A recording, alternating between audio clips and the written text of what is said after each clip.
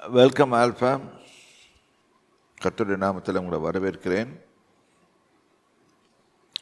இன்று வேத பகுதியிலே நம்ம நேற்று வாசித்தோம். கர்த்தர் எப்படி ஒவ்வொரு காரியத்தையும் மல்டிப்ளை பண்ணுறாருன்னு சொல்லிட்டு, நல்லதை ஒண்டி மல்டிப்ளை பண்ண மாட்டார், கெட்டதையும் சம்டைம்ஸ் மல்டிப்ளை பண்ணுவார். இதையும் புரிஞ்சுக்கணும். நாம் வாசித்தோம், நம் சகல ஜனங்களிலும் ஆசீர்வதிக்கப்பட்டிருப்போம். மிருகத்தில் கூட ஆணை பெண்ணை எதுவுமே மலடு இருப்பதில்லை. இது ஒரு பெரிய ஆசீர்வாதம். அடுத்தது இப்போ போட்டிருக்கு 15வது வசனம் வாசிங்க. கர்த்தர் சகல நோய்களையும் உன்னை விட்டு விலக்குவார்.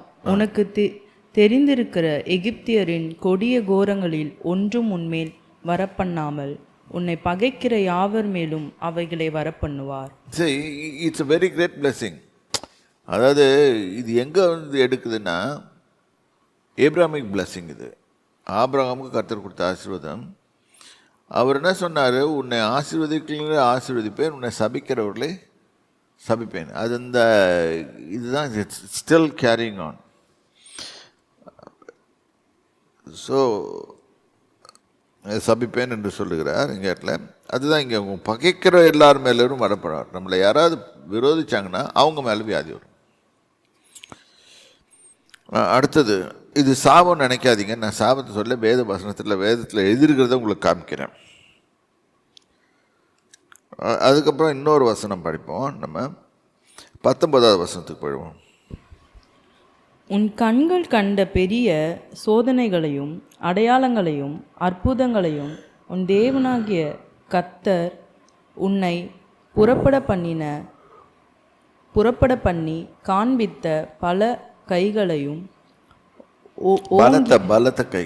பலத்த கைகளையும் ஓங்கிய புயத்தையும் நன்றாய் நினைத்து அவருக்கு பயந்திரு.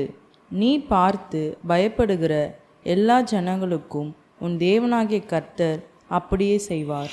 சரி, அதாவது இது என்ன சொல்ல வர்றாருன்னா, நீ அவருக்கு பயப்படும் போது நம்மை பார்த்து மற்ற ஜனங்களும் அவருக்கு ஒழுங்காக பயந்து அவருக்கு கீழ்ப்படிவாங்க. அதாவது நீ you be a model. You be a model all the time. You be a model. So Israelites were chosen to be a model. அப்புறம் மீதியா இருந்தது உனக்கு தப்பி ஒளிந்து கொள்ளுகிறவர்களுக்கும் அழிந்து போகும் மட்டும் உன் தேவனாகிய கர்த்தர் அவருக்குள்ளும் குளவிகளை அனுப்புவார். அவர்களுக்குள்ளே குளவிகளை இருப்பார். இப்போ சில பேர் தப்பிச்சிடுவாங்க வாரில். இப்போ கூட இந்த இஸ்ரேல் பாலஸ்தீன் வாரில் பார்த்தீங்கன்னா, அவங்க சில பேர் ஒளிஞ்சிட்ருப்பாங்க, பொந்துக்குள்ளே ஒளிஞ்சிருப்பாங்க. அங்கெல்லாம் எதுவும் போகாது. இப்போ தான் இந்த ட்ரோன்ஸ் அனுப்பிச்சு கேமரா வச்சு பார்த்து பண்ணுறாங்க. அந்த காலத்தில் அவர் என்ன பண்ணார்? கர்த்தர் குளவிகளை அனுப்பிச்சார். எங்கே யாராவது ஒளிஞ்சிருந்தா கூட, சப்போஸ் அவன் கதவை மூடிட்டு உள்ள மூடி படுத்திருந்தா கூட குளவி வந்து துரத்திடும். இது இப்போ இன்னொன்று, இது இப்போ பெரிய காரியங்கள் என்ன இருக்குன்னா, பெரிய பெரிய ஜெயன்ஸோட டீல் பண்ணும்போது கர்த்தர் குளவிகளை தான் அனுப்புவார். ஃபஸ்ட்டு குளவிகளை அனுப்பும்போது அவைகள் போய் அவங்க கொத்தும்போது அவங்களால தாங்க முடியல. பெரிய வலிமை உள்ள ஆட்கள் அவங்க பயந்து ஒரு ஆளை வந்து 10 குளவி வந்து தாக்குதுன்னு வச்சுக்கோங்க, 2 அடிக்க முடியும். அதுக்கு மேலே அவன் ஒரு மாதிரி ஆயிடுவான், விட்டு ஓடி போயிடுவான் இடத்த. ஐயோ, இது என்னடா இந்த இடத்துல ஸ்வாம்ப் மாதிரி இது. இதே மாதிரி நிறைய நடக்குது. இப்போ நம்ம பயிர்கள்லாம் மேய்க்கும் போது வெட்டுக்கிளிகள், இது மடகாஸ்கர்லேருந்து வருதுன்றாங்க. ஒவ்வொன்று சொல்லுவாங்க. சரி, இது மாதிரி தான் கர்த்தருடைய சேனைகள்னு பேர். இது எத்தனையோ வச்சுருக்காரு. அதில் ஒன்று குளவி. இந்த குளவி வந்து நம்ம யாராலையும் துரத்த முடியாது, அது துரத்திடும். அதுதான் கர்த்தர்கிட்ட மாட்டும் போது கேர்ஃபுல்லாக இருக்கணும். இப்போ ஒரு இடத்துல இருக்குது, அந்த இடத்துல கர்த்தர் தன்னுடைய கோபத்தை நிறைவேற்றுறதுக்காக ஒரு வியாதி அனுப்புகிறாரு. நம்ம அங்கேயே உட்காந்துருப்போமா? எழுந்திரிச்சு ஓடி போயிடுவோம். அது மாதிரி துரத்துகிற அனுபவங்கள் தான் வரும் எதிரிங்களுக்கு. ஓகே, 21 வாசிங்க. அவர்களை பார்த்து பயப்பட வேண்டாம், உங்கள் தேவனாகிய கர்த்தர் உங்களுக்குள்ளே இருக்கிறார். அவர் வல்லமையும் பயங்கரமான இப்போ ஆக்சுவலாக என்ன நடக்குதுன்னு கேட்டிங்கன்னா, நம்ம ஊரில் நம்ம நாட்டிலையும் சரி வேறு நாட்டிலையும் விச் கிராஃப்ட், இதுக்குன்னு பயப்பட வேணாம். Provided we are in the Lord. நல்லா திருப்பி சொல்கிறேன், நம்ம தேவனாகி கர்த்தருக்குள் இருக்கும்போது பயப்பட வேண்டாம். சில பேர் அதை வச்சுக்கிட்டும் பயந்துட்டு இருப்பாங்க. அவன் எலுமிச்சம்பழம் வச்சுட்டான், முட்டை வச்சுட்டான்னு சொல்லிட்டு பயந்துட்டு இருப்பானுங்க. இல்லை, அது பயப்பட வேணாம். ஆனால் நீங்கள் கர்த்தருக்குள்ளே இருக்கணும். நீங்கள் அவன் இது பண்ணுறான்னு சொல்லிட்டு நீங்கள் கர்த்தருக்குள்ளே இல்லாமல் இருந்துட்டு நீங்கள் பாட்டும் உங்கள் வேலையில் கவனிக்கிறேன்னு சொல்லிட்டு நீங்கள் அந்த எலுமிச்சம்பழத்தை எடுத்து இது பண்ணிட்டீங்க, அப்புறம் you will land up in problems. அது டேஞ்சரஸ். அந்த ஜாதிகள் உன் தேவனாகிய கர்த்தர் கொஞ்சம் கொஞ்சமாய் உன்னை விட்டு துரத்தி விடுவார். Military strategy of God. அவர் ஒரே இடத்துல ஒரே மாதிரி ஒரு ஆளாக அடித்து துரத்துறதில்ல, கொஞ்சம் கொஞ்சமாக ஏன் அதை பிளான் பண்ணுறேன்னு கூட சொல்கிறாரு. நீ அவர்களை ஒருமிக்க நிர்மூலமாக வேண்டாம். நிர்மூலமாக ஒன்றா போடாத, கொஞ்சம் கொஞ்சமாக அனுப்பு. ஏன்னா இதுங்க காலி ஆகிடுச்சுன்னா காட்டு மிருகம் உள்ளே வந்துடும். இப்போ நம்ம ஊட்டியில் பார்த்திங்கன்னா, முந்தையெல்லாம் ஊட்டியிலேருந்து இப்போ ட்ராவல் பண்ணி மசனகுடியில் போய் பார்த்துட்டு வருவோம். மாயார், மசனகுடி, முதுமலை ஃபாரஸ்ட், தெப்பக்காட்டில் போயிட்டு யானை எவ்வளோ வருதுன்னு பார்த்துட்டு வருவோம். இப்போ அதே யானை கமர்ஷியல் ஸ்ட்ரீட்டில் சுற்றிட்டு இருக்குது. கரடிகளும் இதுவும் கமர்ஷியல் ஸ்ட்ரீட்டில் சுற்றிருக்கு போகிறது. ஏன்னா ஏன் அங்கே போய் டிஸ்டர்ப் பண்ணானுங்க, அதனால அது வந்துருச்சு. இப்போ அந்த மாதிரி மாற்றங்கள் வரும்போது, இப்போ நம்ம போய் அதோட ஏரியாவை ஆக்கியபை பண்ணும்போது, இல்லாட்டி டெரிட்டரி மாறும்போது அதுங்க தன்னால் இங்கே வந்துடும். ஆனால் அங்கே ரொம்ப கோபமாக வரும். ஏன்னா அங்கே இயற்கையில் அதுக்கு சாப்பாடு உண்டு, இங்கே சாப்பாடு கிடையாது. இப்போ கமர்ஷியல் ஸ்ட்ரீட்டில் என்ன சாப்பிடும்? பன்னு பிஸ்கெட்டுமா சாப்பிட்டுருக்கோம், சாப்பிடாது. அதனால் அதுக்கிட்ட கோவம் வரும். கமர்ஷியல் ஸ்ட்ரீட்டில் அதுதான் இருக்குது. ஸ்வீட் கடை இருக்குது, இது இருக்குது, ஒன்றும் கிடையாது. எல்லாத்தையும் டமால் டுமில் அடித்து போட்டு போயிடும். அப்புறம் யானை இது பண்ணிடுச்சு, நாசம் பண்ணிடுச்சு. எனக்கு நிறைய கம்ப்ளைண்ட் வரும் ஊட்டிலேருந்து. என்னென்னா இந்த இது இருக்குது, ஹைனாஸ் உள்ளே வந்துடும். ஏன்னா அங்கே வேட்டையாடுறதுக்கு ஒன்றும் இல்லை, வேணால் டைகர்கிட்ட போய் மாட்டிக்க கூட. அதுக்கிட்ட அதனால என்ன பண்ணோம், வெளியே வீட்டு நாய்களை வேட்டையாடுது, ஹைனாஸ் வரும்னு சொல்லி போட்டிருக்காங்க. அதனால தான் சொல்ல, காட்டு மிருகங்கள் நம்மிடத்தில் பெருகாமல் இருக்கிறபடி கொஞ்சம் கொஞ்சமாக விரட்டுன்றாரு. நீ அவர்களை நிர்மூலமாகினால் காட்டு மிருகங்கள் உன்னிடத்தில் பெருகி போகும். பார்த்தீங்களா, காட்டு மிருகங்கள் பெருகி போயிடுச்சுன்னா நாட்டு மிருகங்கள் காணாமல் போயிடும், நாட்டு மிருகங்களை நம்மளும் சேர்ந்து காணாமல் போயிடுவோம். இப்போ ஊருக்குள்ளே சிங்கம் வந்துச்சுன்னு வச்சுக்கோங்க, என்ன பண்ணுவீங்க? அந்த காலத்தில் அங்கே சிங்கம், புலி இருச்சாலும் தெரியல, கரடிகள் எல்லாம் பெருகி இருக்குது அந்த இடத்துல, அந்த ஃபாரஸ்ட்டில் இருக்குது. அப்போ அங்கே ஃபாரஸ்ட்லேருந்து உள்ளே வந்துடும். எம்டியாக இருக்கிறது தான் அதுக்கு ஆக்கியபை பண்ணிவிடும். அதனால தான் அது கூட என்வாயர்மெண்டல் ஃப்ரெண்ட்லி டிரான்சிஷன் கொடுக்குறாரு. உன் தேவனாகிய கர்த்தர் அவர்களை உன்னிடத்தில் ஒப்பு கொடுத்து அவர்கள் அழியும் மட்டும் அவர்களை மிகவும் கலங்கடிப்பார். அது ஏன் அந்த மாதிரி செய்கிறாருன்னு சொன்னால், திரும்பி ஆக்கியபை கிளைம் பண்ண மாட்டான். இன்றைக்கி கிளைம் பண்ணுறாங்களா, அது மாதிரி கிளைம் பண்ண மாட்டான். என்றைக்கு அவனுக்கு உரைக்குதோ இந்த இடத்த, வானமும் பூமியும் கர்த்தருடையது. பூமி அவருடையதாக இருக்கிறனால அவருடைய இதை எடுத்து அவர் யார் வேணால் கொடுப்பார்.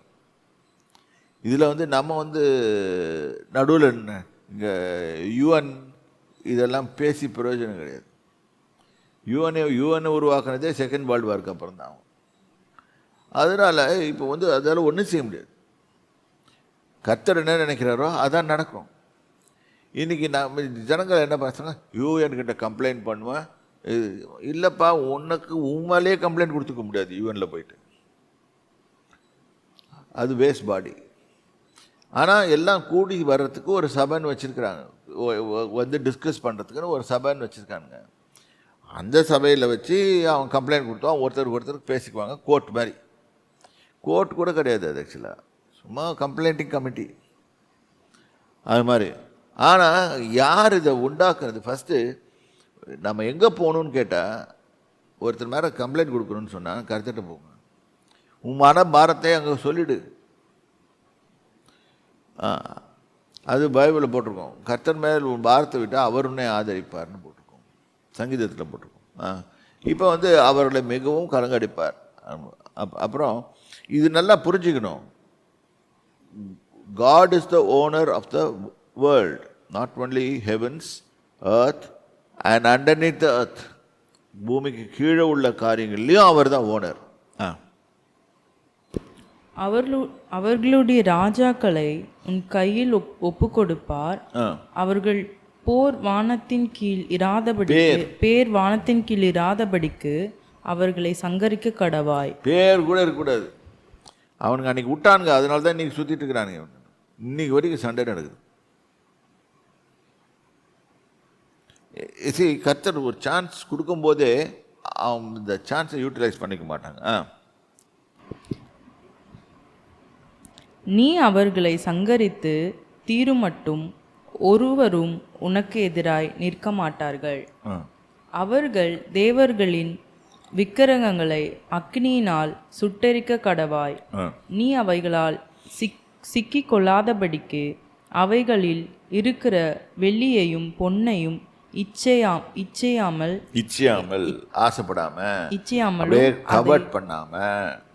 அதை எடுத்து கொள்ளாமலும் இருப்பாயாக. இதுதான் நீ கிறிஸ்தவங்க செய்யறது. யார் யார் ஒருத்தனை இயேசு கிறிஸ்துவை ஏற்றுக்கொள்ளன்னு சொல்லிடுறது, அவன் நகையை கொண்டு போடுன்னு சொல்லுது, காணிக்கைப்படியில் போடுன்னு சொல்லுது, அதை தூக்கிட்டு ஓடுறது. அவன் எதுக்கு பண்ணான், என்ன பண்ணான் ஒன்றும் தெரியாது. அது அப்படியே ஆட்டை போட வேண்டியது. அப்புறம் கை இழுத்துக்கிச்சு, கால் இழுத்துக்கிச்சின்னு சொல்கிறது. இதுதான் இவங்க வேலை. இப்போ என்னென்ன காரியங்கள்லாம் இருக்குது. இப்போ சில பேர் நான் ஹேண்டில் பண்ணுற கேசஸில் பார்த்துப்பேன், அவங்க கமிட் ஆகிட்டு இருப்பாங்க. முதல்ல அவங்க ஒரு தேவன் ஏதாவது வச்சு கும்பிட்டுருப்பாங்க, அதுகிட்ட கமிட் ஆகிட்டு இருப்பாங்க. அவங்கள பொருத்தனை பண்ணிகிட்டு இருப்பாங்க. சரி, அந்த பொருத்தனையை கண்டுபிடிச்சி அதை கேன்சல் பண்ணும் ஃபஸ்ட்டு. இதெல்லாம் legal issues, spiritual legal issues. இது நமக்கு தெரியாமல் போச்சுன்னா நம்ம அடி வாங்குவோம், கண்டிப்பாக அடி வாங்குவோம். நல்லா புரிஞ்சுக்கோங்க. அவைகளை அக்னியால் சுட்டரிப்ப. ஏன் சுட்டரிக்க வைக்கிறாரு? ஏன்னா நீ இப்போ அதை எடுத்துருவேன்னு அவருக்கு தெரியும்.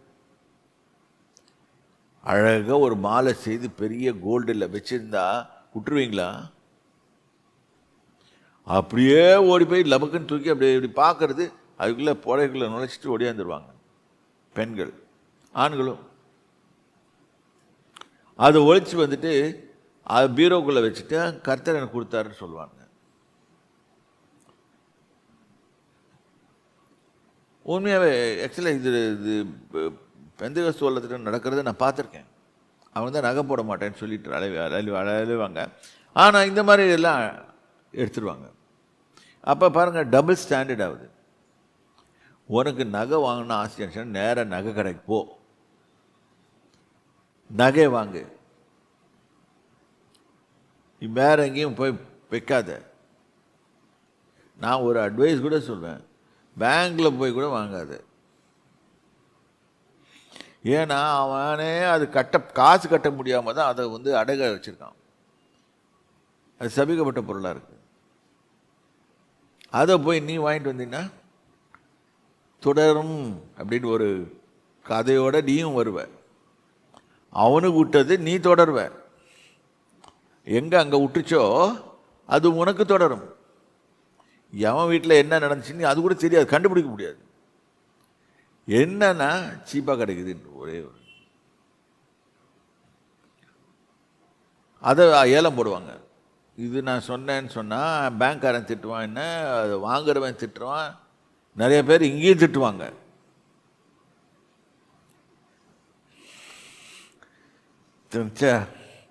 திட்டுவாங்க.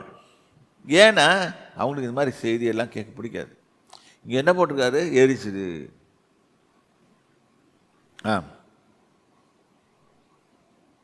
அதில் கூட கரெக்டாக பிடிக்கிறார் பாருங்க அவர். எதுனா கூட அது எரிச்சிடு, ஆனால் என்னன்னா அவைகள் இருக்கிற வெள்ளியும் பொன்னையும் மிச்சியாத. ஏன்னா அதெல்லாம் ஹை வேல்யூ ப்ரெஷஸ் மெட்டீரியல். இதை பார்த்த உடனே உனக்கு ஆசை வந்துடும், நீ அங்கே போவ, அதை கொண்டு ஒழிச்சு வைப்ப. ஆகான் கதை தெரியும்ல, யோசுவால என்ன பண்ணான்ட்டு வச்ச உடனே சாபம் இறங்குச்சு. இன்னைக்கு நம்ம ஜனங்களுக்கு இதுதான் வேதத்தில் போட்டிருக்கு, என் ஜனங்கள் அறிவில்லாமல் சங்காரமாக்குறார்கள். நான் இங்கே நகை போட மாட்டேன்,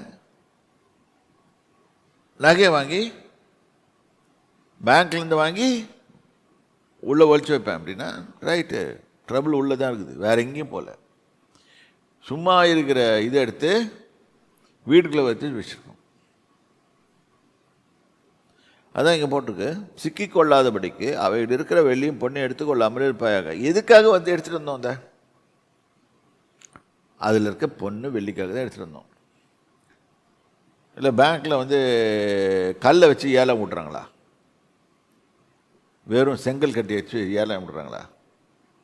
விட மாட்டாங்க, இதை தான் விடுறாங்க. சரி, இதில் தான் ப்ராப்ளம்.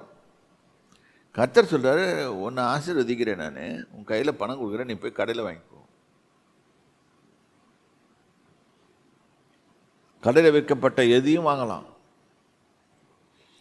சரியா? அருவருப்பானவைகள் அவைகளை போல நீ சாபத்துக்குள்ளாகாதபடி அருவருப்பானதை உன் வீட்டுக்குள்ள கொண்டு போகாயாக. அருவருப்பான எந்த ஒரு காரியமும் வீட்டுக்குள்ள இருக்கக்கூடாது. இருந்துச்சுன்னா ப்ராப்ளம் வரும். ப்ராப்ளம் ஏன் வருதுன்னா இதனால் வருது. பிரச்சனைகள் சுற்றி சுற்றி வரும், நம்மளுக்கே தெரியாது ஏன் வருது, ஏன் அடிக்கப்படுறோம் அப்படின்னு தெரியாது. You open the doorway, we call it doorway. Doorway open பண்ணிட்டுறது, அதுக்குள்ளே கொண்டாந்துடுறது. அதை நிராகரிக்கவும் எனக்கு வல்லமை உண்டு, அதிகாரம் இருக்குது. ஆனால் நிராகரிக்க மாட்டேன், ஏன்னா நீயும் அதற்கு கூட்டு களவாணி மாதிரி ஒன்றா சேர்ந்துருவேன். பிசாசு என்ன பண்ணுவான்? டே பார்த்து அது பேர் அந்த இடத்துல ஏலம் விடுறாங்க, போய் பார்த்து வாங்கிக்கோ.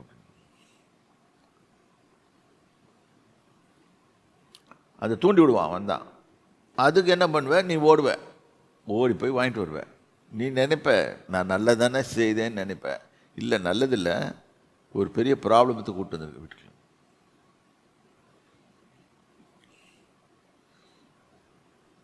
எனக்கு கோல்டு கிஃப்ட்ஸ் வரும். இங்கே என்ன பண்ணுவேன்னு கேளுங்க, எல்லாரையும் தூக்கி எறிவேன்.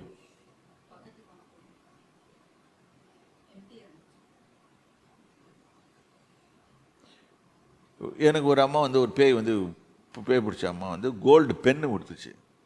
எனக்கு அந்த பெண்ணு வேணான்னு கதறையும் பாத்ரூமில் போட்டேன்.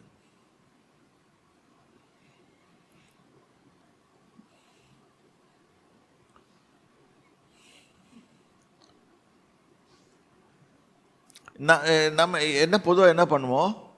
ஏன்னா ட்ரபிள் என்ன வரும்னு தெரியும், அதனால தூக்கி போடுறேன். ட்ரபிள் வந்த பிறகு ஐயோ ஐயோ வந்துடுச்சு வந்துடுச்சு வந்துடுச்சு வந்துடுச்சு வந்துடுச்சுன்னு சொல்கிறதுல பிரயோஜனம் இல்லை, சரியா?